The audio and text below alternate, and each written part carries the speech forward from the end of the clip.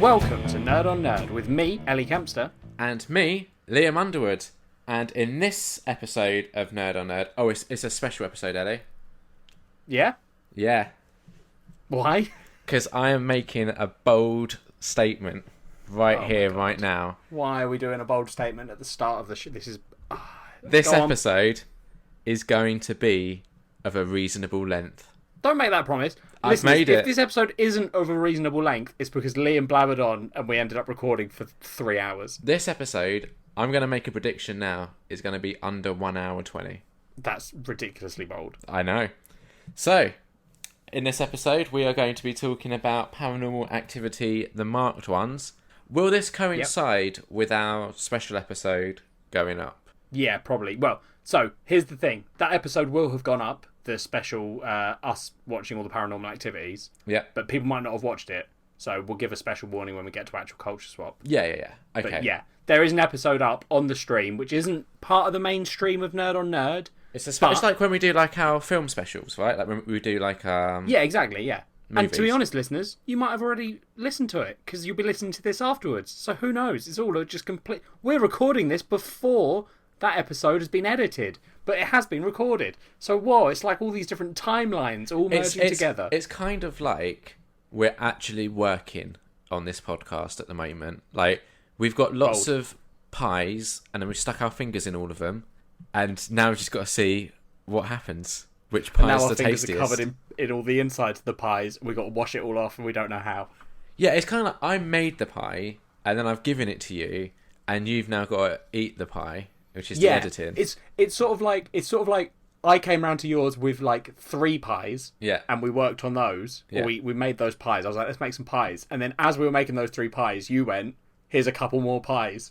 And I went, I don't want these other pies. And you went, well, I've made them. Here's the pies. And now we've just got pies for days. Now we just have too many pies. Well, I don't know if it's too many. Basically, for our listener, who we own a pie shop, Nerd on Nerd, in this analogy, is a pie shop. And the listener is a hungry customer, desperate to eat all our pies. Well, some of the listeners might be hungry customers. Other listeners are just customers that are like, I just want one pie. Yeah. So what we've done, I figured it out. I've made the pie. I've put the filling in. I've done the pastry. Then I sent the pie to you to actually like cook it. No. Yeah. No. In the pie shop analogy, what you've done is you've given me the ingredients for a pie. Yep.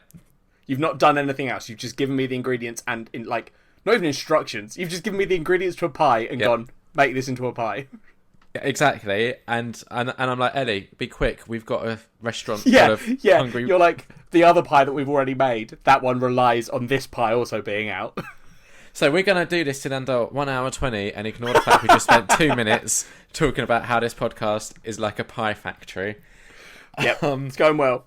Later on, we're talking about Paranormal Activity, the marked ones. But before we get to that fun stuff, it's time for catching up with Ellie and Liam. Catch me up, Ellie.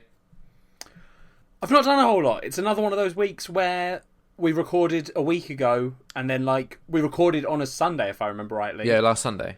So then it's been a week of like work. Yeah. We've had a weekend. We had a Friday and a Saturday. What happened on those days? I went out for someone's birthday drinks yesterday, which would be Saturday. Okay, how was that? That was something. Good. Yep, had drinks. Good old drinks. No drama? No. No fun conversations?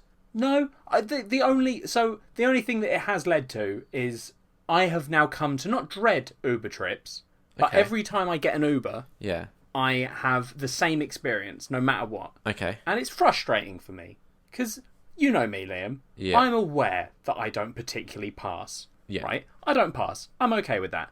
But when I go out drinking, I wear a dress, I wear my heels, I bust out my handbag, I look fine. What's it like walking in heels? Mine are just like boot heels, so they're like not a thin heel. Oh, okay. Which, so they're still like 3 inches maybe? Yeah. Maybe 2. I don't know what an inch is. But it's fine. I'm used to it. I've done it a number of times, so I'm used to it. But no matter what, right, I'll order an Uber, which comes up as Ellie. They pick me up and I say, is this the Uber for Ellie? They go, yes. I go, hi, I'm Ellie. I get in. And what always happens is we start driving and one of them will say like, how was your night, sir? Oh, I just no. go, oh, for fuck's sake, you've had all the clues. Like, I know, I can see why you've said sir, but also read the fucking room. Like, so do you just sort of, at that point, do you just kind of make general chit-chat, or do you correct them? I usually just make general chit-chat. I'm like, I'm going to be in this Uber for, especially last night, I was like, I'm in the Uber for like 10 minutes. Yeah, like, you don't want to make it. I'm just going to, whatever. I can't be bothered to teach an Uber driver the ins and outs of being transgender.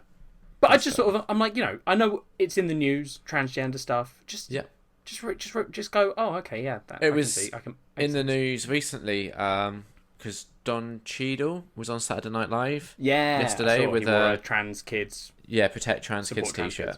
That's it, yeah.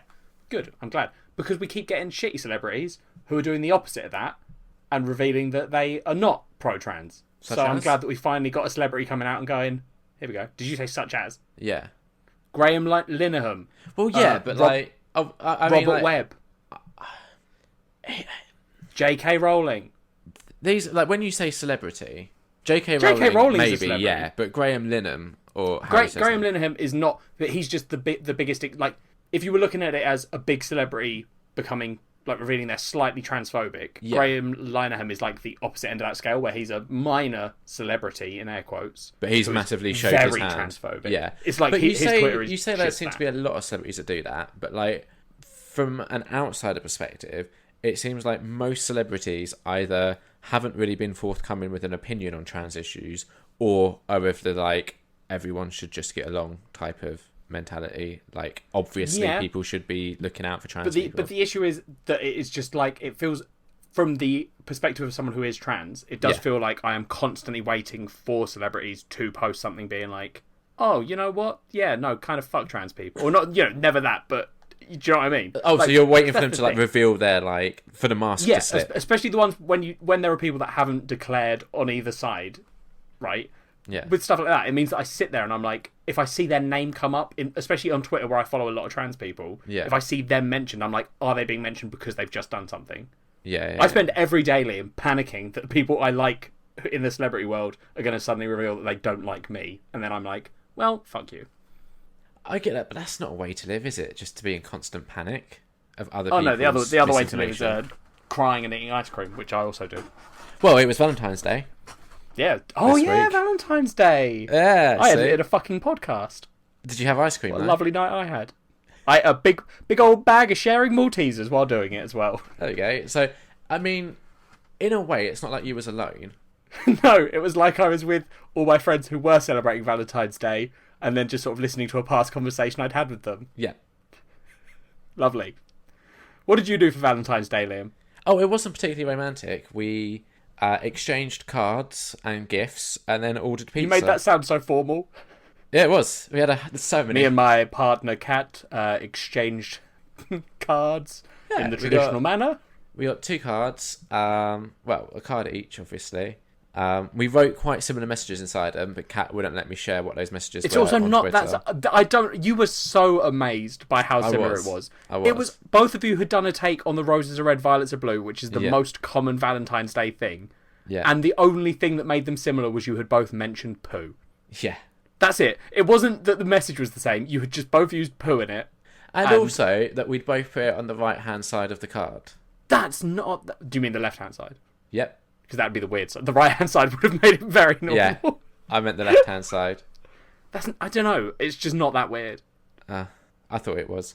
It wasn't to me. Maybe it is. Maybe all the listeners are sitting there going, holy shit, that's incredible. Yeah, maybe. Out of all the celebrities, going back to the trans... Yeah, sorry, yeah. Out of all of the celebrities, are there any that, for you, is like, this celebrity is doing it right? Like, this is...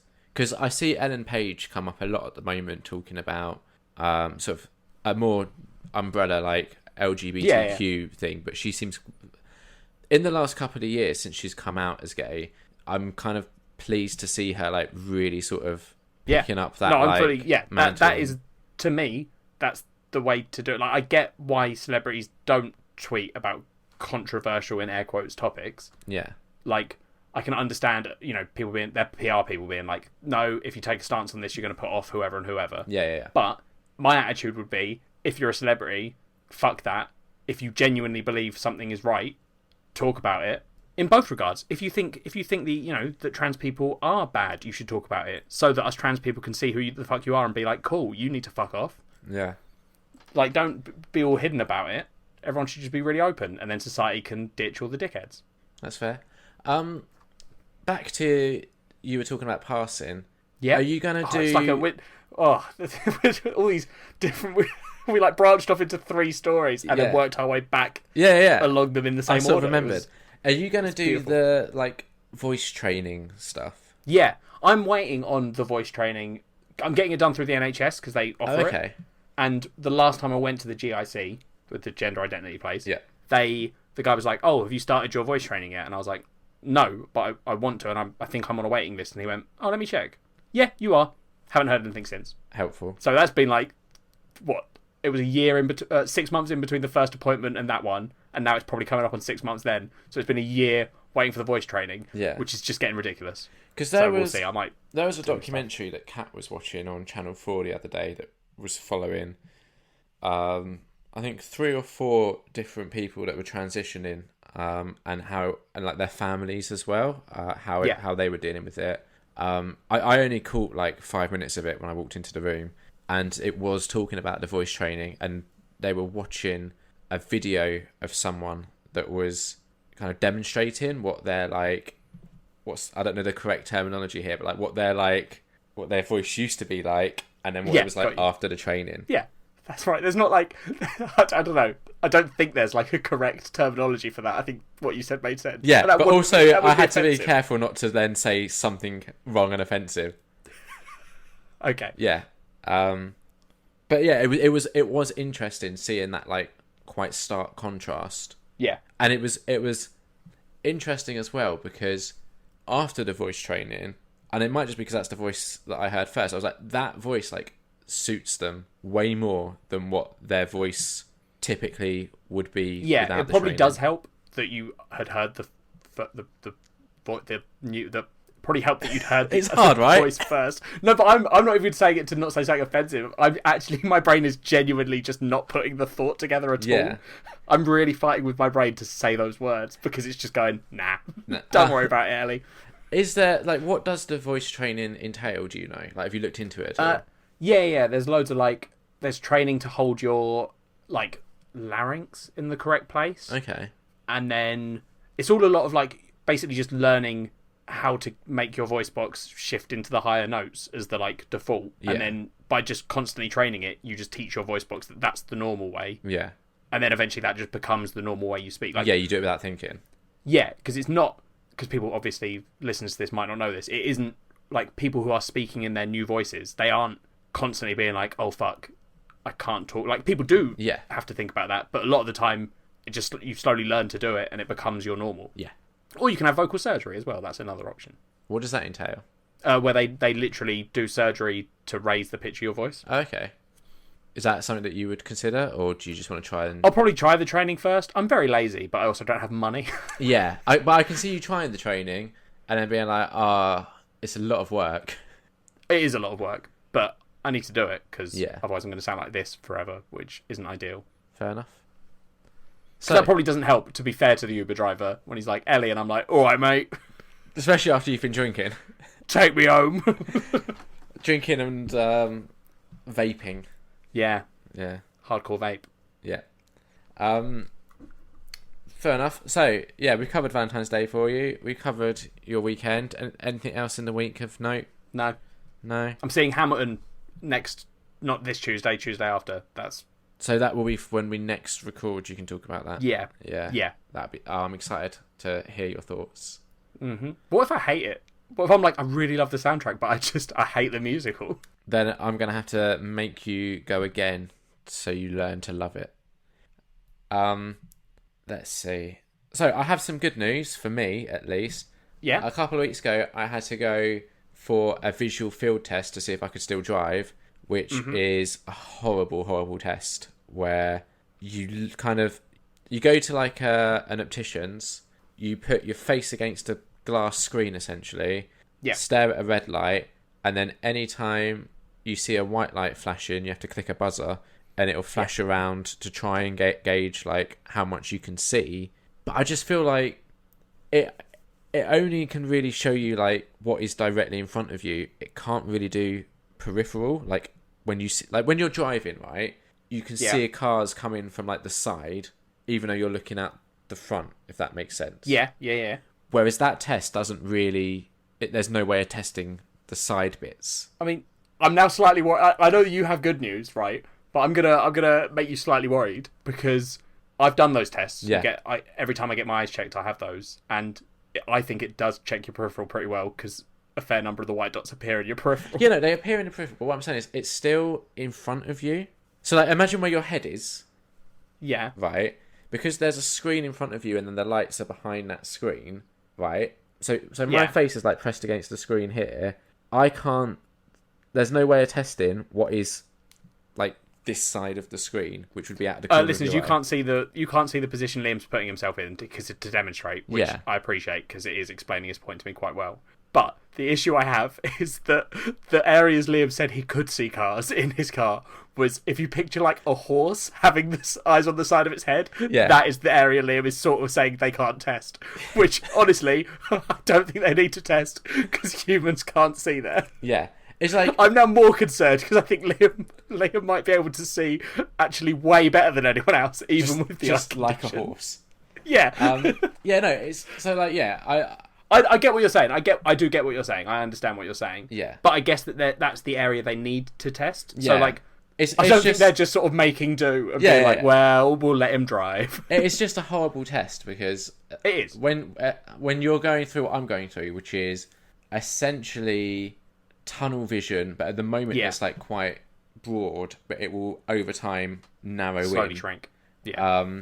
It's just horrible to just sit there and be tested on it. And after I did so they make you do it 3 times, and then they either send the best one to the DVLA, which is like in the UK the company that's responsible for all driving bullshit, or they send all 3 over. I guess that's like if one is particularly terrible, they might be like, oh, we'll send all of them. Yeah, exactly. And after I did the first one, the woman that was testing me was like, oh, you missed a couple there. Did you think you would? And I'm like, well, the fact that I'm here having to do this for a medical reason, yeah, I kind of was expecting. Surely it would have been weirder if she was like, oh, you got them all, and you were like, yeah, exactly. But what was she expecting? Exactly. But yeah, I don't know. I bet she didn't think about it. And it was one of those moments where she said that, you replied, and she went, shit, I should have thought that through. The annoying thing for me is there's no way of knowing what the barometer of success is. So it's like, how many are you kind of allowed to miss but still be considered a safe driver? And I think for me, I'm self-aware enough that if I got into a stage where I was driving and was like, oh, this isn't safe, I would just stop from driving. Yeah. But so even now, because I don't see too well in the dark, if I'm driving somewhere, I try and restrict driving at night as much as I can. Yeah. And if I am driving at night, it will be like a journey that I know and is well lit. Yeah. And it won't be like a particularly long journey either. Now and again, I've been caught out where I went out for a day and we stayed out later and I've had to drive back and it's got dark. In all honesty, I'm fine when I have to do it. Yeah. But it's more of a mental thing for me now. Yeah, Oh, I know. Because you're I'm struggling to see, and I don't want to not see something and have something happen. Yeah. Yeah. So it's just, that makes sense. It's one of those things where every year now I've got to go for this test and then have a week to 2 weeks of waiting to see if I'm allowed to drive for another year. Yeah. Which Fun. It's awesome. But the good news is I'm allowed to drive for another year this year. Whee. But after doing the test, I really didn't think it went well. Well, the problem with that test in terms of knowing how it went is no one thinks that. I feel like no one thinks they go well because the whole point is you don't know which ones you've missed. I don't know if I missed any because I didn't see them. I missed them. Yeah, exactly. Because I've done that test before and sat there and been like, what is this? And then they don't tell you. They just go here's your new prescription, and you're like, what was the field of view test? Can I see things? Yeah. So that was good news. Yesterday, Kat's mum came to visit, and I looked after Kat's parents' dog Dexter, who I think we spoke about on the last episode. I can't remember if I left it in or not. I might have edited it out for time. Okay. I can't remember. I know I got to that bit and considered it. I might have left it in, listeners. I might not. If I didn't, Dexter is a human trapped in a dog's body, 100%. Yeah, I tried talking to him. Oh no, I left it in because you're going to tweet a photo. Yeah. I tried talking to him. I tried to see if he would communicate. Nah. 1 tap for yes, 2 taps for no, that sort of thing. He is committed to this. Yeah. Yeah. You need to catch him out, really. Like, when he's like, oh, I want to go out for a piss, you should be like, no. Oh, Tap wants to go out. Yeah. See what happens. But yeah, I looked after him. It was fine. It's just a weird dog. I mean, I've never met the dog, so I can't comment on that. Why? He's very skittish. Yeah, some dogs are. Yeah, but so Kat and her mum went out because they were going into town for lunch, and I was looking after Dexter here. And then my mum came over because I'm going to Austria for a few days, and she wanted to help me pack to make sure I didn't miss anything important because I'm basically a 31-year-old child. Yeah. And Dexter just hated my mum, but he's met her before and loved her when he met her last time. And it wasn't that long ago. It was like 3 months ago. Yeah, that is weird. Yeah, he's an odd animal. And I got him a little squeaky toy. My dog has done either the opposite or the same sometimes. She'll meet someone, hate them, and then the next time she meets them, just be like, oh, you're the best. I want to meet your dog. She'd go for you. She doesn't like guys. Oh, really? Like, yeah, when that's the people she always has problems with are new men coming into the house. Weird. That is weird. I still want to meet her, though. Yeah. I mean, what's the worst that could happen? She bites you, and then we have to have her put down because you call the police. Yeah. Has she bitten anyone before? Yeah, she's like gone to bite me. What did you do? Oh, I go and try and pick her up, and she doesn't want to. Right. Well, yeah, I wouldn't do that. To be fair, that's usually that's the one where I'm like, oh, okay, I was asking for that. Yeah. But you don't know if she wants you because she does like being picked up. Oh, okay. And she's 50-50. Like she'll either just be like, oh yeah, pick me up, haha, or she'll be like, pick me up, and then you go to do it, and she's like, I'm gonna fucking kill you. Fair enough. But it's usually like if she wants something, if she's trying to like bark at the cat, and I'm like, shut the fuck up. Yeah. And then try to shove her away so she's not trying to kill the cat. She'll like go to bite me, and then I'm like, you little shit. What's her name again? Rosie. Rosie, that's it. I'd like to meet her and just see how she responds, because I have so far, touch wood, I have yet to have a bad experience with a dog. Oh, I hope my dog mauls you.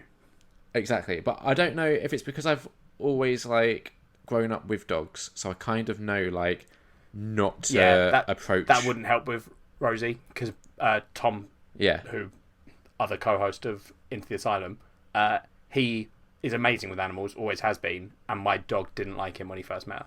Does she like warm to people, or does she just like, I hate you and I'm going to stay if someone's there long enough and we're not like, oh my god, you're a murderer, she eventually is like, oh, stop trying to kill them. Fair enough. Well, I probably never will meet her, but it would be nice to one day. Alright, calm down. Well, you never invite us over, do you? So no. You were going to have a birthday barbecue last year, which never happened. I haven't had one. Ridiculous. I'm saving it up. For what? I've got 2 in the pot again. What does that mean? I haven't had 2 birthdays. Last year I was meant to do 2. Yeah. Because I forgot to do one the year before. And then I did 1, which was the catch-up to the year before. So I technically haven't done 1. So I need to do 2. So why weren't we invited to the one that you did do? Because it was before you bitched and moaned about being invited. Well then. I would like to talk about lying. Yes, I know. Okay. And when is it right to lie? Liam has already run this past me, listeners. I have pre-warned him that he is the baddie in this situation, but I will let him explain. Listener, when is it acceptable to lie? Especially to someone who you care about? That's my question. And let me contextualise this question. Recently, there was an incident where Kat, my other half, was at work. And I was at home, working from home. And I get a message from her that says, can you send me a picture of your horror shelf? Just so I can fill in the listener here. I have a shelf in my office where I've got like my horror memorabilia stuff. She's like, can you send me a picture of that? Mark at work is really into his horror. So I was like, just very quickly to let listeners know, this story doesn't end with Kat cheating on Liam. Just because when he told me the first time, I was like, what? And then he was like, no, nothing bad. It's just like, yeah. So I was in the middle of a meeting when this was happening. So I was like, all right, give me like 20 minutes. Let me finish this meeting. I'll send the picture over. So I did that. Sent the picture. Get a response from Kat. Just said, Mark is very impressed. It's like, okay. I'm curious. Like, I wonder how the topic of horror came up at Kat's office and all this sort of stuff. So I wait till that night. Kat gets back. And I'm like, oh, that was interesting. Like, what sort of horror is Mark into? And I'm asking her all these questions, and she's responding, right, with answers. Yeah. Cut to Valentine's Day. I receive a nice Nightmare on Elm Street Freddy figure, and Kat goes, "Oh yeah, the reason why I asked you to send me that picture, there is a Mark at work. I don't know if he's into horror. I just wanted to see what horror stuff you already had, so I didn't buy you a duplicate." And I'm like, but I asked all these questions about, like, oh, what horror films is Mark into? How did that come up as a topic at work? Which Kat gave answers to. I was just lied to, and then it got more lies. And I'm like, well, this honestly, when is that okay this to annoys lie? me so much, you saying this. It honestly annoys me so much. I am so amazed that Kat hasn't, like, beaten you up over this. Why? Because it annoys me so much, you moaning about this. I wouldn't lie to Kat.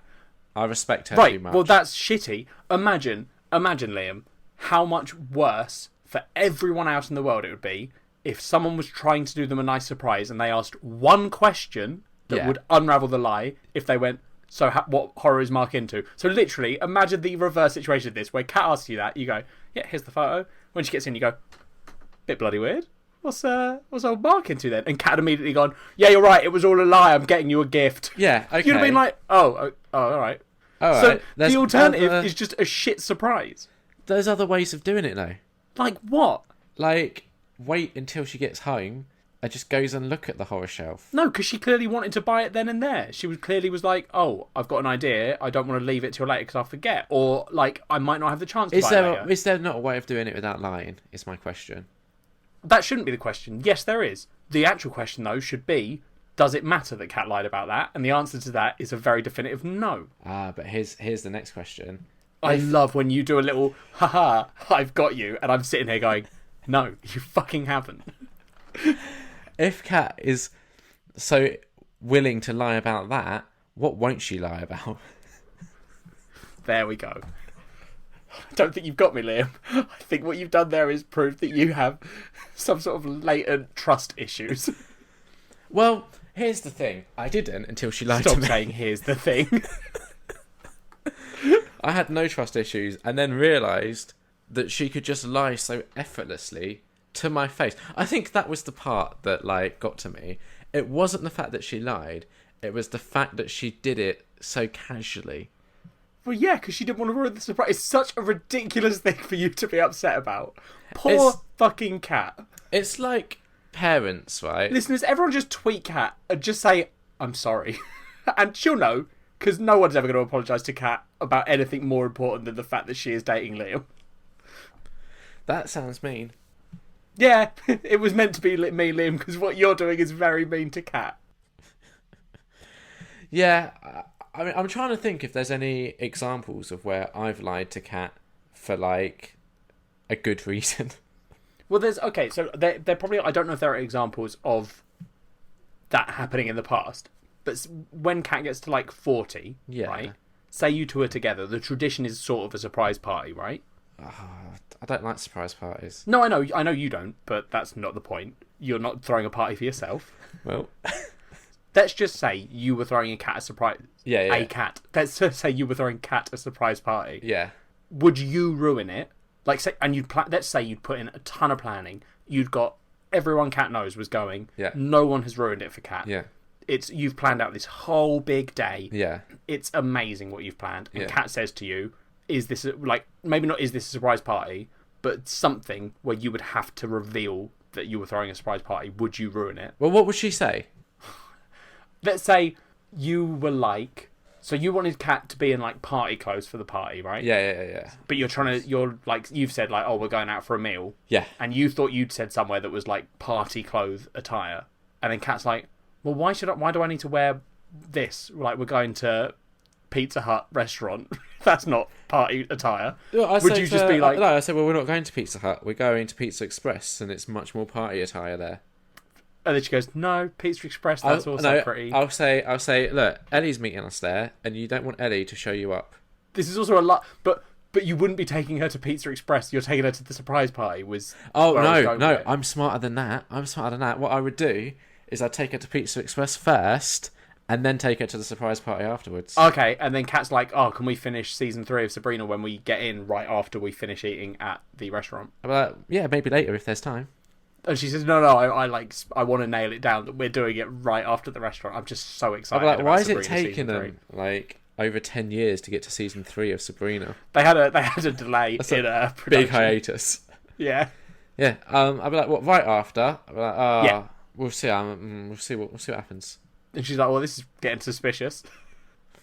There's nothing suspicious here. I'm normally quite cagey. See? I reckon I could do it without lying. Right, but this is fine. You've beaten the one hypothetical I laid out. But let's just say that Kat asked you a question and you would have to ruin her surprise party to do it. I wouldn't. I would. But that's a lie. That is a lie. Omitting details is a lie. It's a white lie, but it's a lie. Yeah, I maybe wouldn't omit details. Maybe what I'd do is the politician thing where I'd answer a different question that she hadn't asked. But then you're lying because you're not answering her question and you're doing a different thing to avoid answering it, which is a lie. That is a lie. It's evading. That's a lie. It's evasion. That's a lie. Yeah, again, we're in a hypothetical. You have to... There is a question. You cannot work your way around it. Kat asks you it. The only 2 choices you have are ruin the surprise party that I have spent months planning or tell Kat the truth. Vow of silence. No, that's not one of the options. I would... In this hypothetical... Liam is avoiding this because he knows that he wouldn't ruin the surprise party. So now he's having to avoid it. I don't think I would. But I would hope that Kat would see me wrestling with the answer. So afterwards, when she's like, oh, he lied, but it didn't come easy. Whatever, let's move on. This is all bullshit. Liam's full of shit. He's a bad person. Honestly, we all feel sorry for Kat. Listener, just let us know, is there ever a time when lying is okay? Well, yeah, no, that's a silly question because the answer to that is definitely yes. All right. Is it okay to lie if you're buying, like, so as not to ruin the surprise of a present? No. Even better. Is it okay to lie to someone who you supposedly love? So pick one of the 3 questions we just asked. Don't tell us which one you picked and then reply yes or no. Yeah, perfect.